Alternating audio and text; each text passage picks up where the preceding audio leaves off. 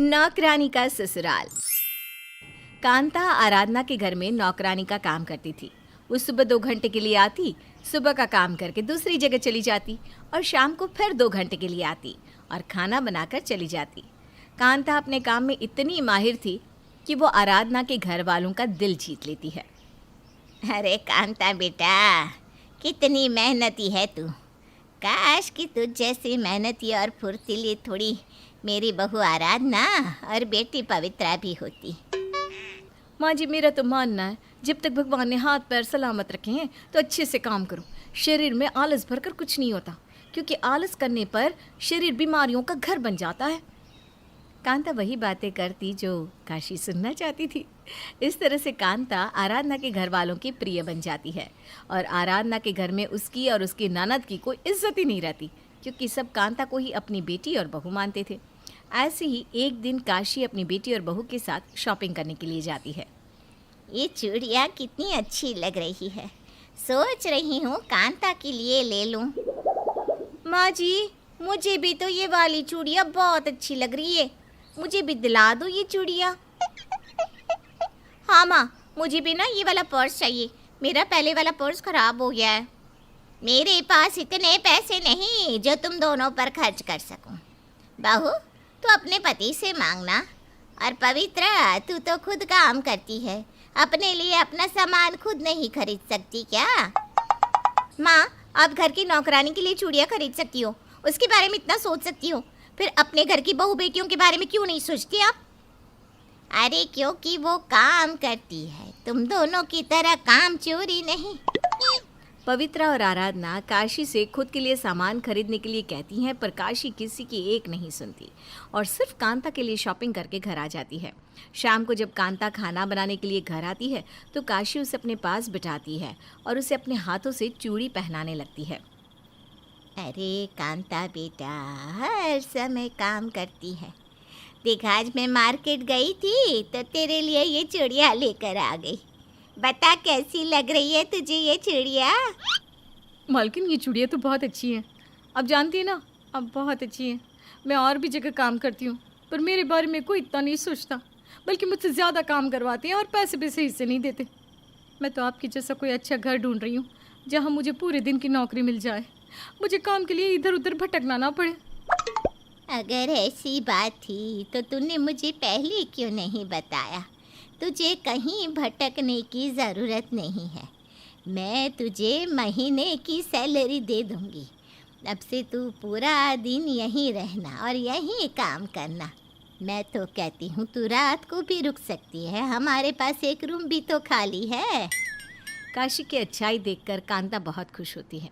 अब वो पूरा दिन काशी के घर में ही रहती और काम करती, जिस वजह से काशी भी कांता को अपने सर पर चढ़ा लेती है और उसे पूरे दिन आराम करने के लिए कहती रहती और अपनी बहू बेटी से काम करवाती। अरे कांता बेटा, कितना काम करती है, थोड़ा आराम भी कर लिया कर।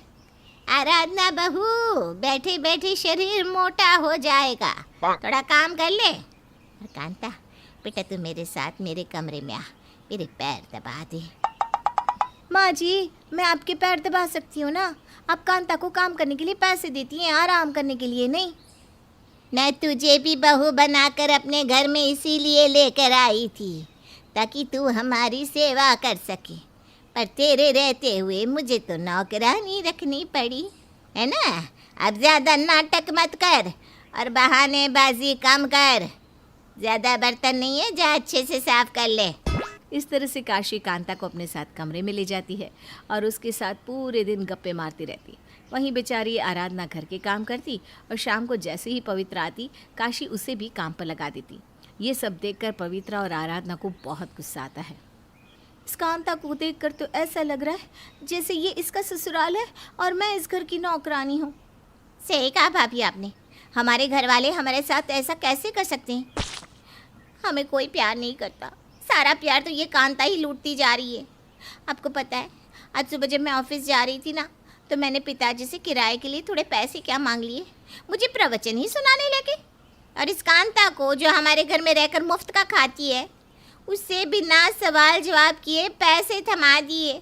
बताओ भाभी, इस घर की बेटी मैं हूँ या ये कांता? पवित्रा, पानी ना सर से ऊपर जा रहा है, हमें इस कांता का कुछ करना पड़ेगा।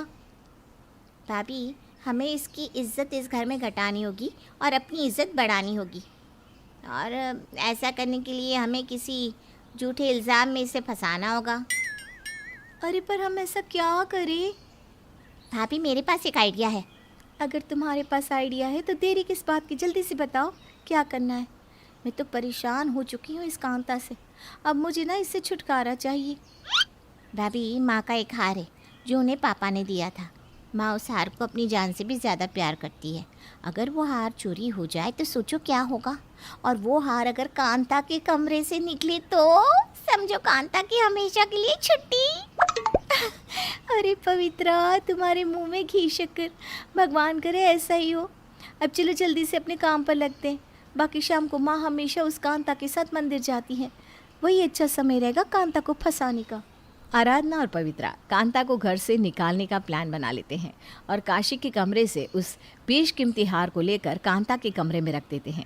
इसी तरह से पूरा दिन बीत जाता है और अगले दिन जब काशी अलमीरा खोलती है और वो देखती है कि उसका हार अपनी जगह पर नहीं है तो उसके होश उड़ जाते हैं। मेरा हार कहाँ चला गया? पवित्रा, आराधना, कांता, कहाँ हो सब? अरे जल्दी से आओ, आज घर में चोरी हो गई। मेरा कीमती हार चोरी हो गया। कहाँ गया मेरा हार? क्या हुआ मालकिन, आप इस तरह से क्यों चिल्ला रही है? हाँ माँ जी, क्या हुआ? आप इतना परेशान क्यों हैं? अरे तुम दोनों का ध्यान कहाँ रहता है? घर में चोरी हो गई और तुम दोनों को कुछ पता भी नहीं चला। मेरे कमरे से, मेरी ही अलमारी से किसी ने मेरा कीमती हार निकाल लिया। आखिर तुम दोनों ननद भाभी कर क्या रही थी? कैसी बात कर रही हो माँ? अगर घर में चोरी होती तो घर से और भी तो सामान गायब होता ना, सिर्फ आपका हार ही थोड़ी ना गायब होता। और वैसे भी आपके कमरे में कांता के अलावा और कौन आता है? आपने तो हम दोनों को आपके आसपास भी भटकने से मना किया है। माँ जी, अब फिक्र मत कीजिए, हार यहीं कहीं होगा, मैं ढूंढ देती हूँ। अब आराधना काशी की पूरी अलमीरा छान मारती है पर हार नहीं मिलता, जिसके बाद पवित्रा अपनी माँ से कहती है, आखिर हार गया कहाँ? माँ, मेरी मानो तो आप घर की ना तलाशी ले लो। क्या पता आपने ही हार को इधर उधर रख दिया हो, या फिर किसी ने चोरी कर लिया हो और वो चोर हमारे ही घर का हो। पवित्रा के कहने पर अब काशी सभी के कमरे की तलाशी लेती है और वो हार आराधना के कमरे से निकलता है, जिस वजह से सारा झूठा इल्ज़ाम आराधना के सर पर आ जाता है। बहू, तू इतना गिर सकती थी, मैंने कभी सोचा नहीं था। तू अपनी ही सास का हार चोरी कर रही है।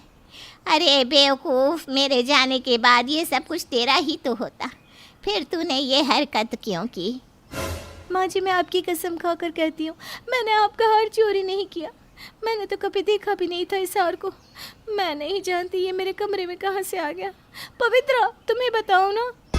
हाँ माँ, मुझे भाभी पर पूरा भरोसा है, वो कभी ऐसा नहीं कर सकती।